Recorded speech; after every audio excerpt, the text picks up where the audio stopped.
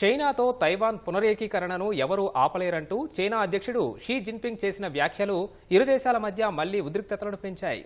ఈ నేపథ్యంలో తమ దేశ రక్షణకు ఆయుధాలపై ఎక్కువ ఖర్చు చేస్తామని తైవాన్ అధ్యక్షుడు లాయ్ చింగ్తే ప్రకటించారు. విపత్కర సమయాలను ఎదుర్కొనేందుకు తైవాన్ సిద్ధంగా ఉండాలని అన్నారు. అందుకు దేశ రక్షణ బడ్జెట్ను పెంచాలన్నారు.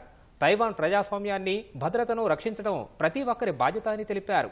పెద్ద విపత్తులు, బెదిరింపులు, దండయాత్రల నుంచి దేశాన్ని కాపాడేందుకు తమ పూర్తి శక్తి సామర్థ్యాలను వినియోగించనున్నట్లు పేర్కొన్నారు.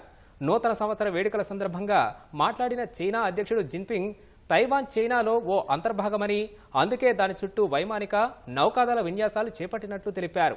మాతృభూమి పునరేకీకరణను ఎవరూ ఆపలేరని వ్యాఖ్యానించారు. ద్వీపదేశమైన తైవాన్కు ప్రపంచ దేశాలతో ఎలాంటి సంబంధాలు లేకుండా చేసేందుకు బీజింగ్ ప్రయత్నిస్తోంది. గతేడాది మే నెలలో తైవాన్ అధ్యక్షుడిగా లాయ్ చింగ్తే ఎన్నికైన తర్వాత ఆ దేశ ప్రాదేశిక జలాల్లో చైనా ఇప్పటి వరకు 3 సార్లు భారీ మిలిటరీ విన్యాసాలు చేపట్టింది. ఈ ఉద్రిక్తతల నేపథ్యంలో తైవాన్కు భారీ స్థాయిలో రక్షణ సాయం అందించేందుకు అమెరికా ముందుకొచ్చింది. దాదాపు $561.3 మిలియన్ రక్షణ సాయంతో పాటు $265 మిలియన్ విలువైన మిలిటరీ ఆయుధాలను విక్రయించేందుకు అగ్రరాజ్యం అంగీకరించింది.